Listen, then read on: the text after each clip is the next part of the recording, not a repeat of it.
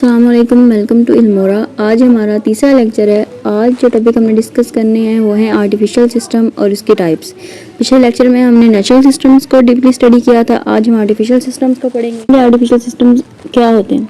ऐसे सिस्टम जो इंसान ने अपने फ़ायदे के लिए, अपनी कोई ज़रूरत पूरी करने के लिए, कोई मसला हल करने के लिए बनाए हों, वो क्या होंगे? Artificial system. ये किसने बनाए हैं? ह्यूमन ने। और नेचुरल सिस्टम्स क्या थे? जो कि कुदरती होते हैं, इंसान ने नहीं बनाए।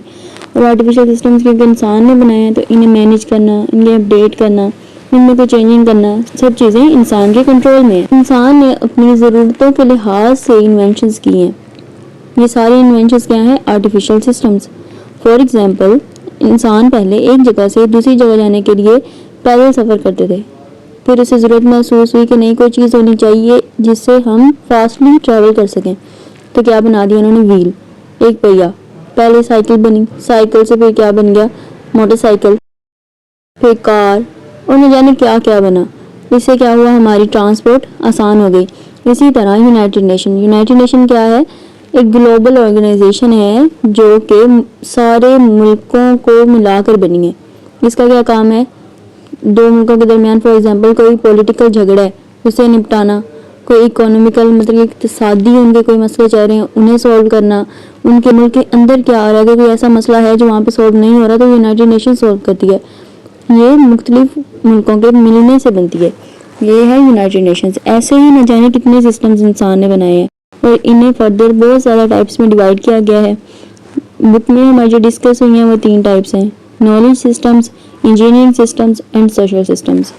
एक एक करके सबको स्टडी करेंगे। सबसे पहले हमारा है नॉलेज सिस्टम्स। नॉलेज सिस्टम क्या होते हैं? ऐसे सिस्टम्स जिसमें कि हम इंफॉर्मेशन हासिल करते हैं, इंफॉर्मेशन को गेन करते हैं, उन्हें मैनेज करते हैं, स्टोर करते हैं और फिर इससे हम क्या करते हैं? हम चीज़ें याद करते हैं, हम कोई फैसला करते हैं।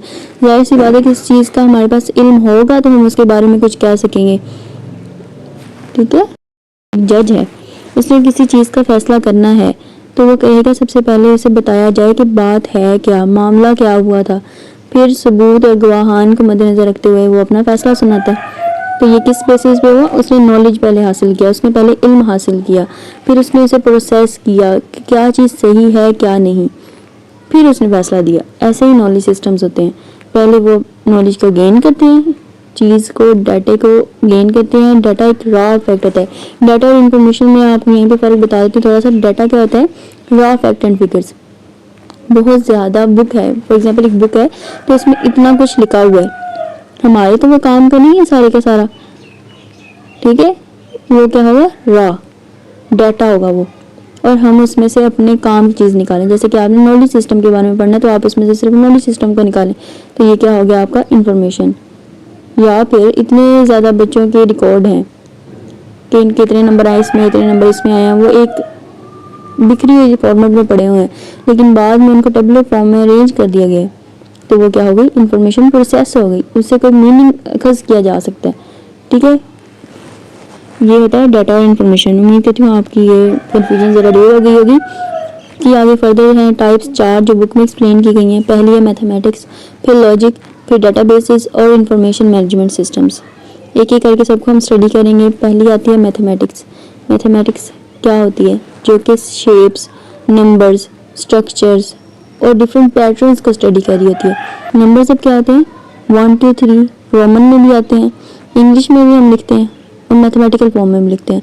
और शेप्स जैसे कि सर्कल, ट्रायंगल, रेक्टेंगल, और जिनसे डिफरेंट स्ट्रक्चर्स भी बनते हैं। और पैटर्न्स भी यही होते हैं, डिफरेंट शेप्स वगैरह मिलकर क्या बनाए? पैटर्न्स बना देते हैं। तो मैथमेटिक्स में हम इन चीज़ों को स्टडी करते हैं। हम मैथमेटिक्स में क्या कर रहे होते हैं? हम कैलकुलेशंस कर रहे होते हैं, रियल वर्ल्ड प्रॉब्लम्स को सॉल्व कर रहे होते हैं। अब एक मैथ का क्वेश्चन है, फॉर एग्जांपल 2 + 2 से लेकर एक बिल्डिंग या एक एरोप्लेन बनाने तक मैथ का इस्तेमाल होता है। हर चीज़ में परफेक्ट कैलकुलेशन चाहिए हमें। कोई भी चीज़ इधर से उधर हुई तो वो पूरी चीज़ ख़राब हो जाती है। जैसे कि घर की एक दीवार है, वो बिल्कुल सीधी होनी चाहिए, अगर थोड़ी सी भी इधर हो गई है तो क्या होगा? वो टेढ़ा हो जाए, अच्छा नहीं लगेगा। ठीक है? हर चीज़ में मैथमेटिक्स है। एक फॉर एग्जांपल एक शॉप है, वहाँ पे एक जिस आदमी की शॉप है वो चीज़ों को बेच रहा है। अब जाहिर सी बात है उसने अपने को प्रॉफिट मार्जिन भी तो रखा होगा। अब वो उस हिसाब से चीज़ को बेचेगा तो यहाँ पे वो क्या इस्तेमाल कर रहा है?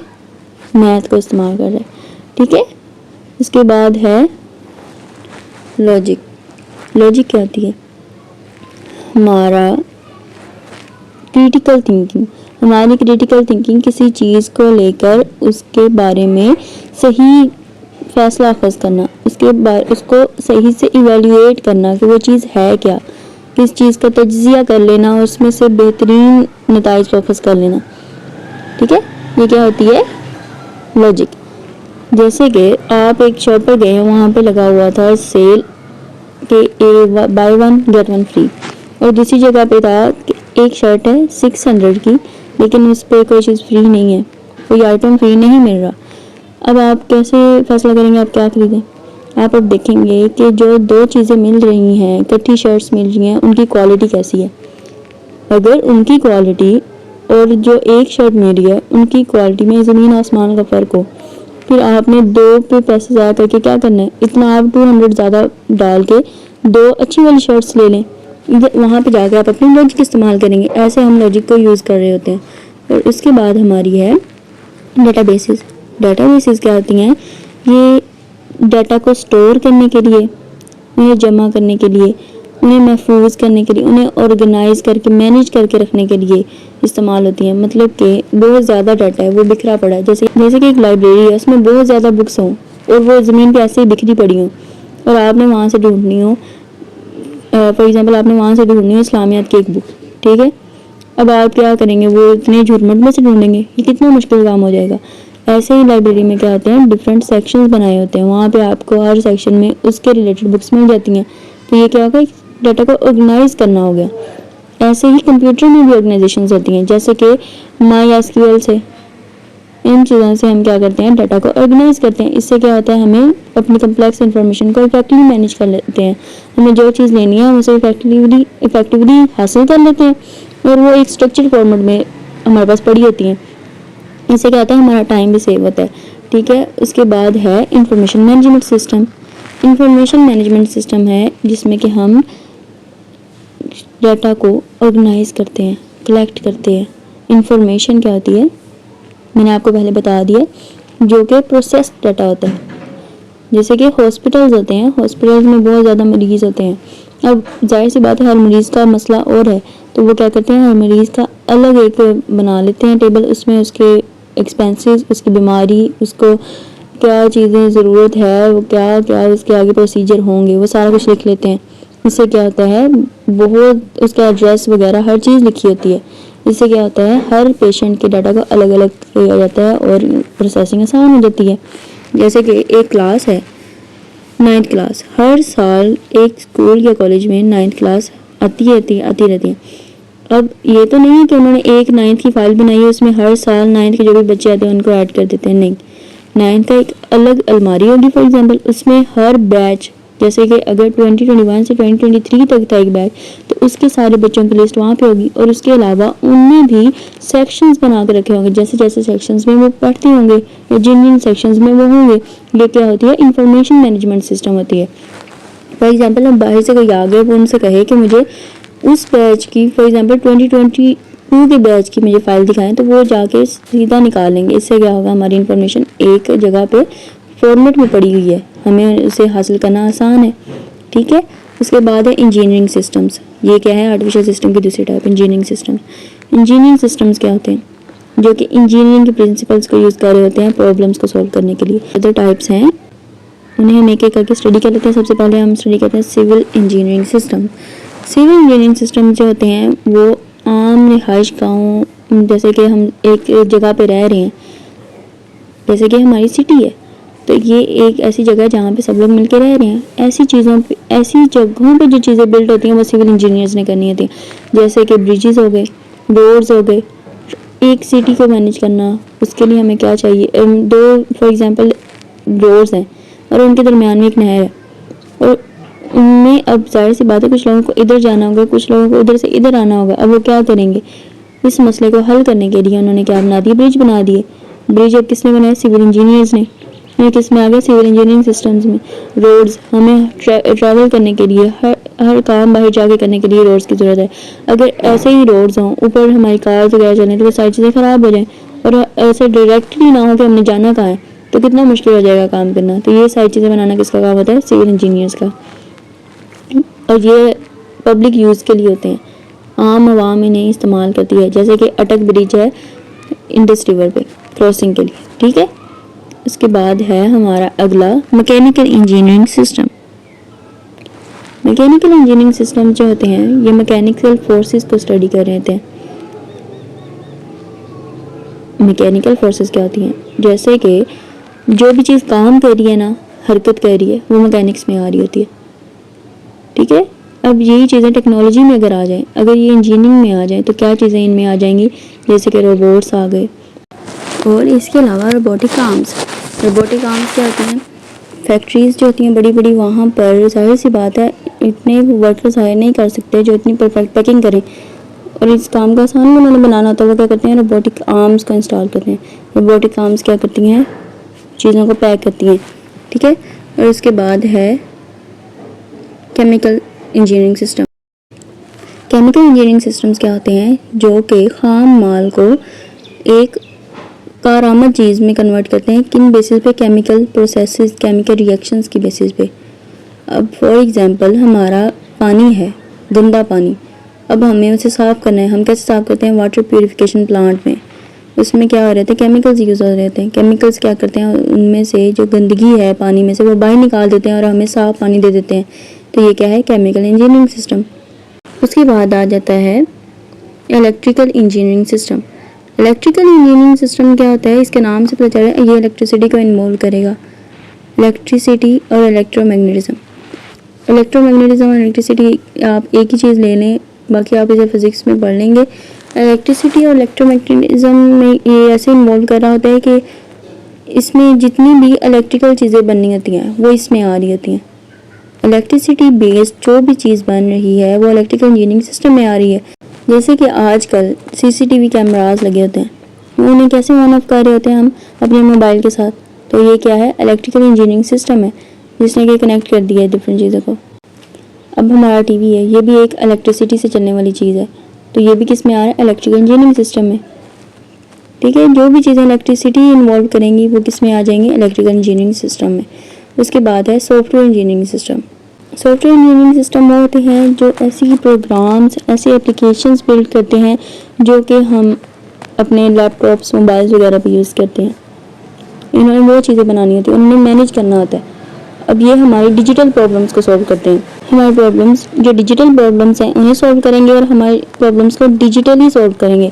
फॉर एग्जांपल एक स्कूल का रिकॉर्ड है अटेंडेंस का, वो क्या करेगा? उस पे जाके प्रेजेंट है तो प्रेजेंट लग जाएगी, एब्सेंट है तो एब्सेंट लग जाएगी। इससे एंड पे एक फॉर्मूला होगा जिससे हमें पता चल जाएगा कि ये कितने दिन आए हैं, कितने दिन नहीं आए। अब मैनेज करना कितना आसान हो रहा है, हमने जिससे देखना है वहाँ पे जाके डायरेक्टली देख लेंगे, वहाँ पे सर्च कर लेंगे, फिल्टर लगा लेंगे। ये क्या होते हैं? Software engineering systems. इन्होंने ऐसे सॉफ्टवेयर बना दिए जो हमारे काम को आसान करें। इसके बाद है सोशल सिस्टम्स। अब है तीसरी हमारी टाइप आर्टिफिशियल सिस्टम्स की, सोशल सिस्टम्स। सोशल सिस्टम्स क्या होते हैं? ऐसे सिस्टम्स जो हमारी बिहेवियर, हमारी हुकूमतें और हमारे इर्द गिर्द की जितनी भी चीज़ें, ऑर्गेनाइजेशंस वगैरह हैं, सब चीज़ों को स्टडी कर रही हैं, सोशल सिस्टम्स होते हैं। इसका मतलब है सोशल सिस्टम हमारे माशरे के साथ रिलेट कर रहे होते हैं। माशरे के रिलेटेड जो भी चीज़ें बनी हुई हैं वो आ जाती हैं सोशल सिस्टम्स में। जैसे कि गवर्नमेंट्स होती हैं, स्कूल्स, यूनिवर्सिटीज़, हॉस्पिटल्स, न जाने क्या क्या चीज़ें जो कि हमने अपने माशरती ज़रूरियात को पूरा करने के लिए बनाई हैं, वो क्या आ गई हैं? Social systems. सोशल सिस्टम को आगे फर्दर डिफरेंट टाइप्स में डिवाइड किया गया, जैसे कि एकेडमिक इंस्टीट्यूशंस। एकेडमिक इंस्टीट्यूशंस आपका जैसे स्कूल है, आप पढ़ते हैं, ये क्या है? एकेडमिक इंस्टीट्यूशन है। यूनिवर्सिटीज़, कॉलेजेस, इन सब का मकसद क्या है? एजुकेशन फराहम करना, लोगों को किसी एक चीज़ के काबिल बना देना। एजुकेशन सिस्टम में आ जाती हैं। इनका क्या मकसद होता है? शऊर पैदा करना, लोगों को इल्म देना। इन एजुकेशन सिस्टम्स क्या होते हैं? एकेडमिक इंस्टीट्यूशन का मकसद होता है एजुकेशन देना। अब इसमें डिफरेंट चीज़ें आ जाती हैं, डिफरेंट लोग इन्वॉल्व होते हैं, जैसे कि टीचर्स होते हैं, स्टूडेंट्स होते हैं, और टीचर्स के आगे प्रिंसिपल्स वगैरह हर एक चीज़ प्रॉपर्ली मैनेज करके क्या की होती है? एक पूरा सिस्टम बनाया जाता है। और इस सिस्टम में क्या होता है? आप पढ़ते हैं, आप स्कूल जाते हैं, वहाँ पे एक आपको प्रॉपर क्लास मिलती है। क्लास में आपको टीचर, हर सब्जेक्ट का अलग टीचर होता है जो आपको उस चीज़ को इफेक्टिवली पढ़ा सके। तो ये क्या है? एक स्ट्रक्चर में काम कर रहे हैं। तो ये कौन सा सिस्टम बन रहा है? सोशल सिस्टम का एकेडमिक सिस्टम, ठीक है। एकेडमिक इंस्टीट्यूशन इसकी एग्जाम्पल है। उसके बाद है गवर्नमेंट। गवर्नमेंट क्या होती है? ऐसी बॉडी जो कि हमारे मुल्क में लाज बनाती है, उन्हें एग्जीक्यूट करवाती है, मतलब कि एक चीज़ पे अमल दरामद करवाना, हमें इंसाफ मुहैया करना, ये सब किस में आ रहा होता है? गवर्नमेंट में आ रहा होता है। गवर्नमेंट अब कैसे आती है? अगर आपकी गवर्नमेंट डेमोक्रेटिक है, हमारे मुल्क में जैसे कि डेमोक्रेटिक गवर्नमेंट आती है, हम वोट देते हैं, फिर हम एक अपना नुमाइंदा मुंतखब कर लेते हैं और वो हम पे हुकूमत करता है। ये होती है डेमोक्रेटिक। और अथॉरिटेरियन होती है जहाँ पर आपको वोट का हक नहीं होता, वो खुद ही आप पे काबिज हो जाते हैं, आमिराना निज़ाम हुकूमत। फॉर एग्जाम्पल मार्शल जब लग जाए आप लोग कुछ नहीं कर सकते, फिर वो ही आपको कंट्रोल करेंगे। ठीक है, पाकिस्तान क्या है? एक डेमोक्रेटिक कंट्री है। उसके बाद आ जाती है ऑर्गेनाइजेशंस। ऑर्गेनाइजेशंस क्या होता है? डिफरेंट लोगों का मिलकर एक ऐसा निज़ाम बना देना, एक ऐसी कंपनी बना देना जो कि एक ख़ास चीज़ को प्रमोट करे या एक ख़ास चीज़ के हवाले से काम करे। जैसा कि NGOs होते हैं। NGOs क्या होते हैं? नॉन गवर्नमेंट ऑर्गेनाइजेशंस होते हैं। और इसके अलावा कोई आपकी मोबाइल की कंपनी होगी, जैसे कि यहाँ पे एप्पल एक फेमस मोबाइल की कंपनी है, तो ये भी क्या है? एक ऑर्गेनाइजेशन है। और इसके बाद ईदी फाउंडेशन जो है वो आप सब उससे वाकिफ़ होंगे। ईदी फाउंडेशन का क्या काम होता है? शेल्टर मुहैया करना, और उसके बाद इनके एम्बुलेंसेस भी हैं। तो ऐसे लोगों के फलाह के लिए जो काम करती हैं वो फाउंडेशंस वगैरह इसमें आ जाती हैं। ऑर्गेनाइजेशंस जो भी लोग मिलकर एक स्ट्रक्चर में कोई एक काम परफॉर्म कर रहे हों, वो आ जाते हैं ऑर्गेनाइजेशन में। जैसे कि अब एप्पल वाले हैं, उनका सिर्फ एक ही काम है मोबाइल बनाना या टेक्नोलॉजी रिलेटेड चीज़ें बनाना, मोबाइल बनाना, लैपटॉप्स बनाना, ये सारा कुछ किनका काम है? एप्पल वालों का। इनका एक ख़ास ही मकसद है कि इन्होंने टेक्नोलॉजी बेस्ड प्रोडक्ट्स बनाने हैं। और ईदी फाउंडेशन का क्या है? कि लोगों के फलाह के लिए काम करना है।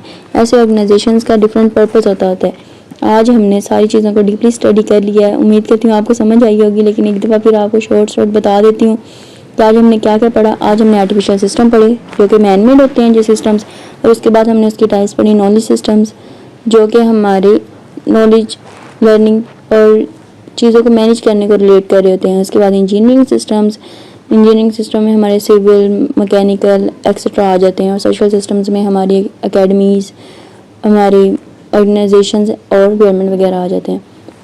उम्मीद करती हूँ आपको लेक्चर समझ आया होगा।